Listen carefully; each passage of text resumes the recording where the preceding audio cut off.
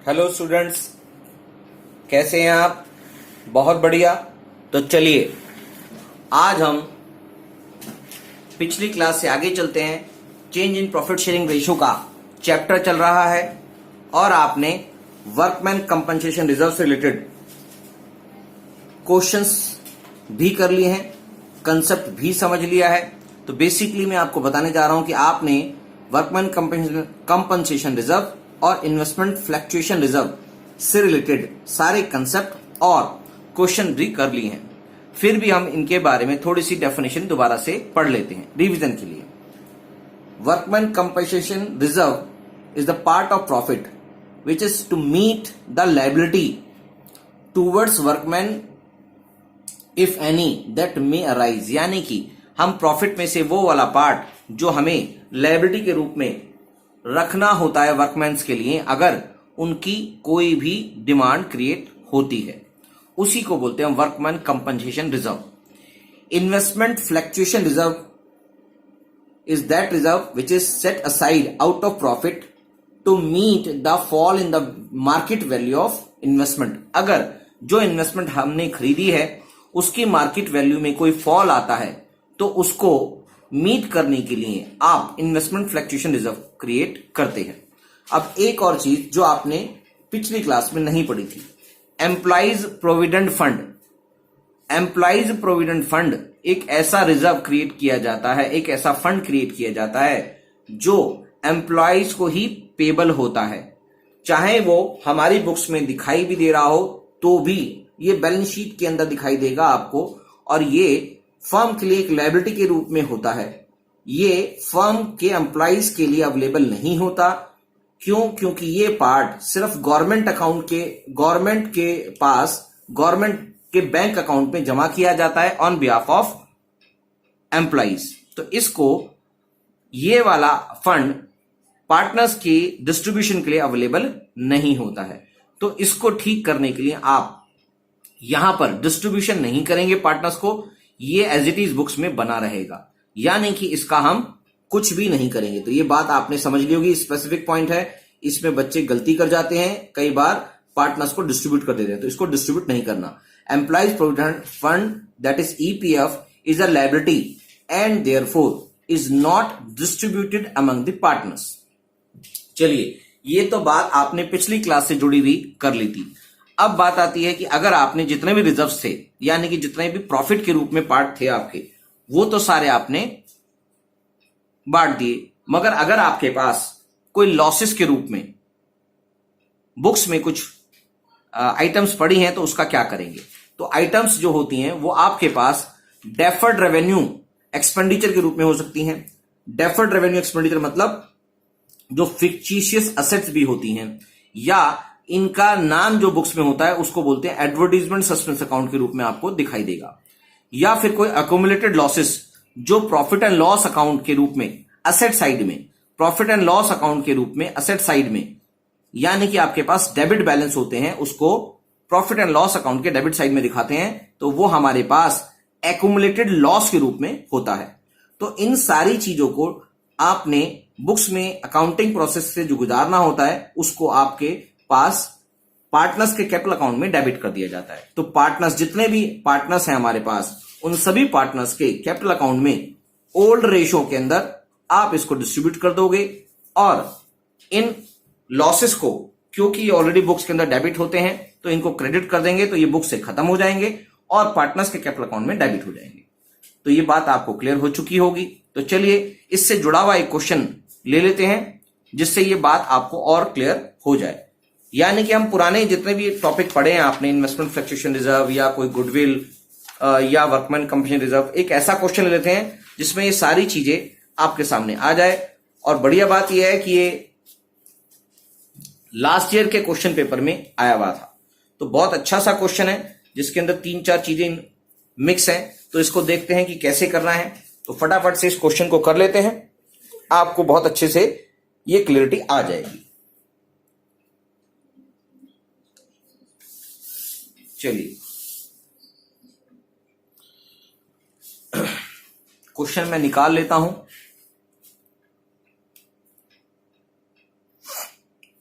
Question है TS Grewal sir की book में छपा हुआ क्वेश्चन है, सीबीएसई 2019 में आया हुआ क्वेश्चन है।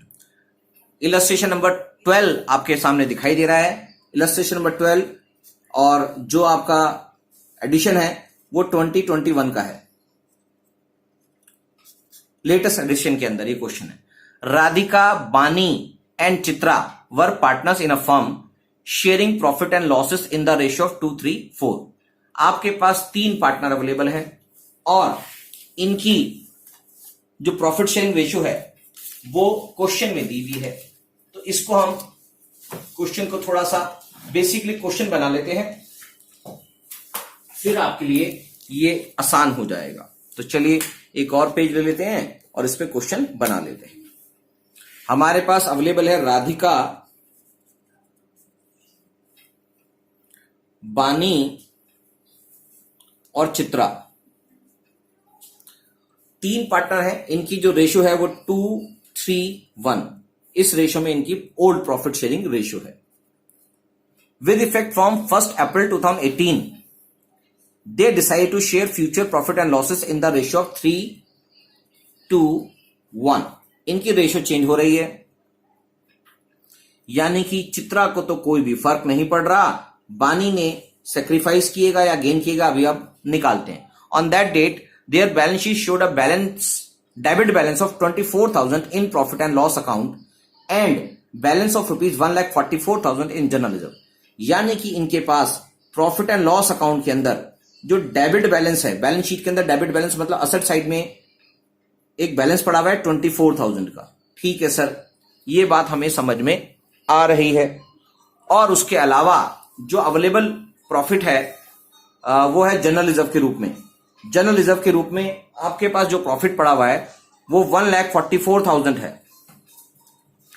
1,44,000 जनरल रिजर्व के अंदर पड़ा हुआ है। इसका मतलब ये क्रेडिट बैलेंस बुक्स में दिखाई दे रहा है, बैलेंस शीट के अंदर लायबिलिटी साइड में दिखाई दे रहा है। It was also agreed that the goodwill of the firm to be valued at 1,80,000। Goodwill की वैल्यूएशन बुक्स में दिखा रखी, बुक्स में नहीं है, खाली वैल्यूएशन की बात कर रहे हैं, 1,80,000 की आ रही है। इसका मतलब इसका एक इफेक्ट जो एडजस्टमेंट दिखाएंगे gaining partner debit to sacrificing partners capital account, उससे इसका इफेक्ट दिखाई देगा। एक और इसमें केस है जिसके बारे में आपने नहीं पढ़ा हुआ, फिर भी आपके लिए क्वेश्चंस में डाल देते हैं इसको। The land having book value of 3 lakh will be valued eight 4,80,000। इस तरह की प्रॉब्लम अभी आपने नहीं पढ़ी हुई है, फिर भी इसको समझा देंगे, कोई ऐसी मुश्किल वाली चीज नहीं है। बुक्स में लैंड एंड बिल्डिंग है जिसको आप बाद में रिवोल्यूशन अकाउंट के रूप में पढ़ेंगे, जिसकी बुक वैल्यू है 3 लाख रुपीज और उसकी करंट वैल्यूएशन लगाई गई 4,80,000। Pass the necessary journal entries for the above changes. तो ये सारी आपके पास क्वेश्चन के अंदर अवेलेबिलिटी है। ठीक है सर, चलिए अब फटाफट से इस क्वेश्चन को कर देते हैं। मुश्किल नहीं है, सिंपल चीजें हैं। जैसे जैसे आप क्वेश्चन में आगे बढ़ेंगे वैसे वैसे क्वेश्चन आपको समझ में आ जाएगा। चलिए इसको साइड में रख देते हैं। आपके पास जो जो क्वेश्चन में अवेलेबल है हमने नोट डाउन कर लिया है। तो हमारे पास जनरल एंट्री करनी है। तो सबसे पहले जनरल एंट्री के अंदर आपके पास 1 अप्रैल 2018 की हैं सारी बातें।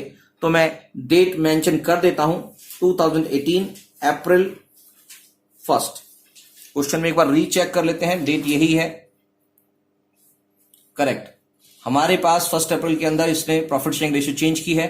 तो 1 अप्रैल के दिन ही, 1 अप्रैल 2018 के दिन ही सब कुछ ठीक करना है। तो हमारे पास लॉस के रूप में प्रॉफिट एंड लॉस अकाउंट के अंदर डेबिट बैलेंस यानी कि लॉस 24,000 पड़ा है, जो पुराने पार्टनर्स को पुरानी रेशियो में बढ़ जाएंगे। तो पार्टनर्स का नाम है राधिका,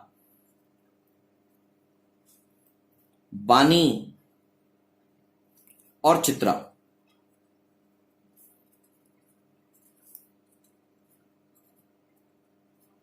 राधिका, बानी और चित्रा तीनों अकाउंट हैं पार्टनर्स के, और ये अवेलेबल जो लॉस है वो प्रॉफिट एंड लॉस अकाउंट के रूप में डेबिट बैलेंस के रूप में पड़ा हुआ है। तो ये अमाउंट है 24,000। इसको हम अपनी बुक्स में जो ऑलरेडी इनकी रेशियो बनाई हुई थी वो थी 2:3:1। 2:3:1 है तो 2/6, 3/6 और 1/6। 24,000 मल्टीप्लाई बाय 2/6 दैट इज 8,000 और 24,000 मल्टीप्लाई बाय 3/6 12,000 और 24,000 मल्टीप्लाई बाय 1/6 दैट इज 4,000। ठीक है सर, ये हो गया 24,000, बिल्कुल ठीक है। बीइंग लॉस डिस्ट्रीब्यूटेड, ये नरेशन मैंने मेंशन कर दी है। दूसरा हमारे पास अवेलेबल है जर्नलिज्म। जर्नलिज्म यानी कि प्रॉफिट के रूप में पैसा पड़ा हुआ है, तो जर्नलिज्म को बांट देंगे। Journalism account debit to partners के नाम है राधिकास कैपिटल अकाउंट, ये सारे हमने डेबिट किए हैं यहां पर। To Bani's capital account, to Chitra's capital account,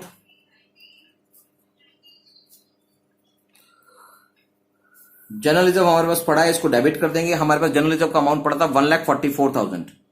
ये जो प्रॉफिट अवेलेबल है जर्नलिज्म के रूप में, इसको भी आप 2:3:4 की रेशो में बांट देंगे। 2:3:4 की रेशो में बांट देंगे। 1,44,000 multiply by 2/6 that is 48,000।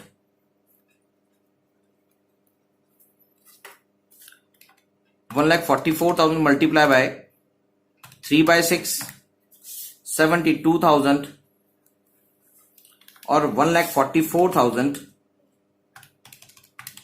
Multiply by 1/6 that is 24,000। ठीक है सर, हमने अवेलेबल लॉस को भी बांट दिया और अवेलेबल प्रॉफिट को बांट दिया। जो अभी अभी कंसेप्ट आपको समझाया था वो ये था, तो ये आपको अब समझ में आ चुका होगा। चलिए, उसके बाद गुडविल की वैल्यूएशन कर दी गई है। तो गुडविल की वैल्यूएशन कर दी गई है, इसका मतलब 1,80,000 जो गुडविल दिखाई दे रही है बुक्स में नहीं दिखाई दे रही है, सिर्फ वैल्यूएशन किया गया है। तो उसको आप किस तरह से एडजस्ट करेंगे, तो उसके लिए भी हम वर्किंग नोट बनाएंगे। जैसे अभी अभी आपने कुछ क्वेश्चन सेटअप किया था, उसी पेज पर हम वर्किंग नोट बना लेते हैं। चलिए, तो वर्किंग नोट के लिए आपके पास अवेलेबल है, इनकी ओल्ड रेशो अवेलेबल है और न्यू रेशो अवेलेबल है। तो यानी कि जो सेक्रीफाइस या जो गेन किया है उसको निकालना है। सबसे पहले हम बात करेंगे राधिका की। राधिका की बात करेंगे तो यहां पर ओल्ड रेशो जो है वो है 2/6 और न्यू रेशो है 3/6। ये बन गया 2 - 3/6 दैट इज -1/6। तो राधिका ने गेन किया है क्योंकि माइनस बैलेंस आया, और उसका नाम दूसरा है बानी। बानी ने ओल्ड रेशो है 3/6 और न्यू रेशो है इतना, तो 3 - 2/6 दैट इज 1/6। इसने सेक्रीफाइस किया है। और उसके बाद चित्रा की बात करें तो चित्रा की ओल्ड रेशो थी 1/6 और न्यू रेशो भी 1/6 है, तो इसके पास कुछ भी नहीं हुआ। इसका मतलब बानी ने सेक्रीफाइस किया और राधिका ने गेन किया है। तो बानी को पैसा दे देंगे गुडविल के नाम का। चलो वो भी निकाल देते हैं। गुडविल का नाम का जो पैसा जाना है वो उसकी एडजस्टमेंट जो करनी है वो लिख देते हैं। ये आपके पास वर्किंग नोट चल रहे हैं। वर्किंग नोट ये आपने करने पड़ेंगे। पहला वर्किंग नोट ये था और दूसरा गुडविल का इफेक्ट डालेंगे। तो गुडविल के इफेक्ट के लिए 1,44,000 मल्टीप्लाई बाय 1/6, तो इसको कर देते हैं 1,44,000 मल्टीप्लाई बाय 1/6। 24,000 रुपीज से इसका इंपैक्ट आ रहा है। 1,44,000 ओके, जर्नलिज्म था, ये रहा गुडविल 1,80,000 है, तो 1,80,000 मल्टीप्लाई बाय 1/6 30,000 से इंपैक्ट आ रहा है। तो 30,000 के लिए आपके पास बानी को दे देंगे, क्रेडिट कर देंगे, और राधिका को डेबिट कर देंगे 1/6 30,000 से। ठीक है सर, ये बात भी हमें समझ में आ गई। तो अब जर्नलिज्म बढ़ चुका है, बीइंग जर्नलिज्म डिस्ट्रीब्यूटेड। ये मैं यहां पर लिख नहीं रहा हूं, नरेशन आप खुद लिख देंगे, और नरेशन लिखना कंपलसरी होता है, ये ध्यान रखेंगे। उसके बाद एंट्री आपके पास गुडविल एडजस्टमेंट की, वो है किसको डेबिट था, राधिका को। तो राधिका ने गेन किया था, राधिकास कैपिटल अकाउंट डेबिट टू, दूसरा नाम था बानी, करेक्ट, बानीज कैपिटल अकाउंट। जो अमाउंट हमने निकाला था वो था 30,000। जो एडजस्टमेंट करनी थी गुडविल की, being goodwill adjusted, being goodwill adjusted. ठीक है सर, अब हमें ये समझ में आ गया है, तो इसको भी हम क्लियर कर देते हैं।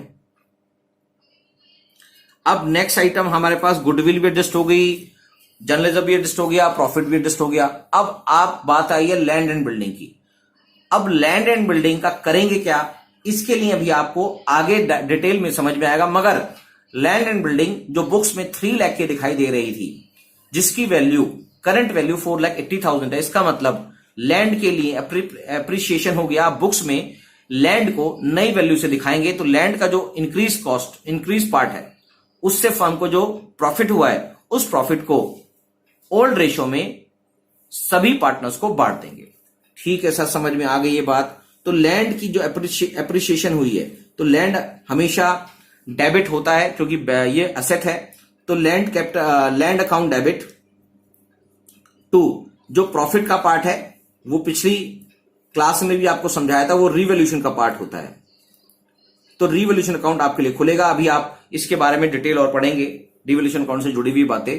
तो अवेलेबल हमारे पास इसके अंदर जो बेनिफिट मिला है, जो प्रॉफिट हुआ है आपको, वो 1,80,000 से मिला है। क्यों? क्योंकि आपके पास जो लैंड की वैल्यू है वो 3 लाख से बढ़कर 1,80,000 हो गई है।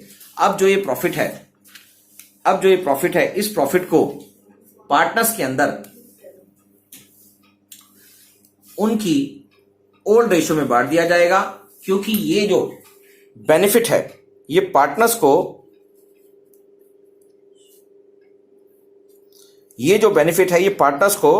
हो रहा है। तो ये सारा का सारा बेनिफिट पार्टनर्स को उनकी ओल्ड रेशो में दिखा दिया जाएगा। ठीक है सर, तो हमारे पास लैंड के रूप में जो प्रॉफिट है उसको हमने रिवोल्यूशन अकाउंट में ट्रांसफर कर दिया था। तो रिवोल्यूशन अकाउंट से ही पार्टनर्स को प्रॉफिट दे देंगे इनकी ओल्ड रेशो में। Radhika's capital account to Bani's capital account,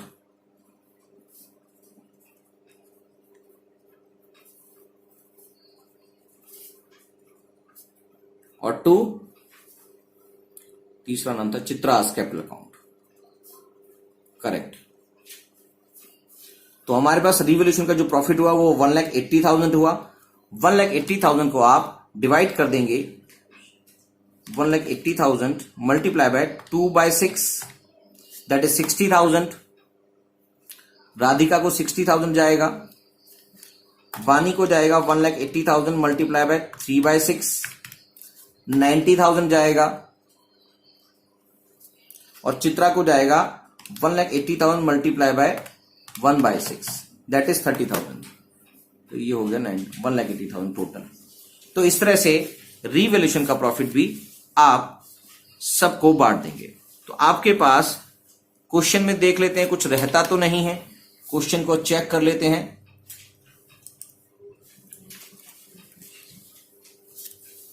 question में हमने देखा था, ये था प्रॉफिट एंड लॉस अकाउंट चढ़ा दिया हमने, जर्नलिज्म चढ़ा दिया, रिवोल्यूशन, गुडविल का वैल्यूएशन जो था उसका इंपैक्ट डाल दिया, लैंड एंड बिल्डिंग की इंपैक्ट डाल दिया।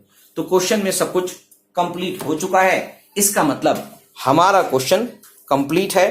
तो आप इस क्वेश्चन को अच्छी तरह से समझ ही गए होंगे। और इस क्वेश्चन का बेनिफिट यह है, एक तो ये पिछले एग्जामिनेशन में आया हुआ है, और आपको पिछली जो बातें भूल चुके थे वो भी आपको आराम से याद आ गई होंगी कि गुडविल से जुड़ी हुई बातें हैं, सैक्रिफाइसिंग और गेनिंग रेशियो से जुड़ी बातें हैं, और उसके अलावा जो रिसेंटली आपने देखा था कि जो एक्यूमुलेटेड प्रॉफिट जो यहां पर जनरल रिजर्व के रूप में दिखाई दे रहा था, उसको भी आपने डिवाइड कर दिया है, और एक्यूमुलेटेड लॉस के रूप में जो प्रॉफिट एंड लॉस अकाउंट का पार्ट दिखाई दे रहा था उसको भी हमने डिस्ट्रीब्यूट कर दिया है लॉस को सभी पार्टनर्स के ओल्ड रेशियो में।